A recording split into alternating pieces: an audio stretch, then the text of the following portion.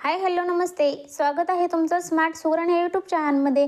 आज आपण वडापाव, कट वडा, वडा सांबर यासाठी बनवली जाणारी बटाट्याची सुकी भाजी कशी बनवायची त्याची रेसिपी पाहूयात।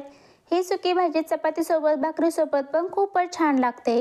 तर सुकी भाजी बनवण्यासाठी इथे मी 7 बटाटे उकडून घेतलेले आहेत। प्रथम एक वाटण बनवून घेऊया। तर मिक्सरच्या भांड्यामध्ये 10 ते 12 लसणाच्या पाकळ्या, 1 इंच अद्रकचा तुकडा, 3 ते 4 हिरव्या मिरच्या।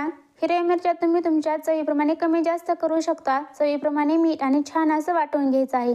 त्यानंतर पॅनमध्ये 2 चमचे तेल घेतलेलं आहे। त्याच्यामध्ये 1 चमचा मोहरी छान अशी तडतडली, त्याच्यामध्ये अर्धा चमचा जिरे घ्यायचे आहे। जिरीचं प्रमाण मोहरीपेक्षा कमीच घ्यायचं। त्यानंतर चिमूटभर हिंग ॲड करूयात आणि आपण जो ठेचा बनवून घेतला होता अद्रक, लसूण आणि हिरव्या मिरच्या तो घेऊयात। 7 ते 8 कढीपत्त्याची पाने बारीक कट करून घ्यायची आहेत आणि ती या फोडणीमध्ये ॲड करूयात आणि 2 मिनिट ही फोडणी छान अशा प्रकारे परतून घ्यायची आहे। त्यानंतर ह्याच्यामध्ये अर्धा चमचा हळद, 1 चमचा धने जिरे पूड ॲड करूयात आणि मिक्स करून घेऊयात।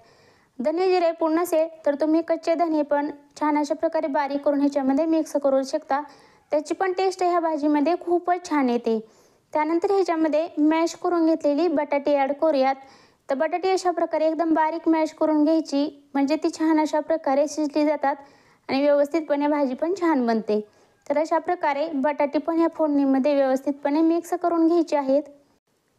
बटाटे फोडणीमध्ये संपूर्णपणे मिक्स करून झाल्यानंतर ह्याच्यामध्ये चवीप्रमाणे मीठ ॲड करूयात आणि खूप सारी कोथिंबीर ॲड करूयात आणि मिक्स करून घेऊयात।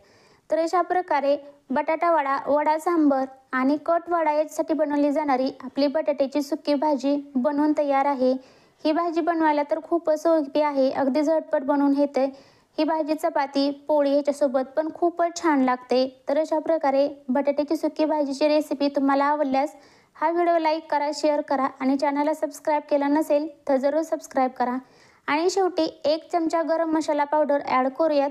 गरम मसाला पावडर भाजी झाल्यानंतर अशा प्रकारे शेवटी ॲड करायची, म्हणजे त्याची टेस्ट ह्या भाजीमध्ये खूपच छान लागते। आणि मिक्स करून घ्यायची आहे। मिक्स करून झाल्यानंतर 3 ते 4 मिनिट ही भाजी मीडियम गॅसवरती शिजवून घ्यायची आहे।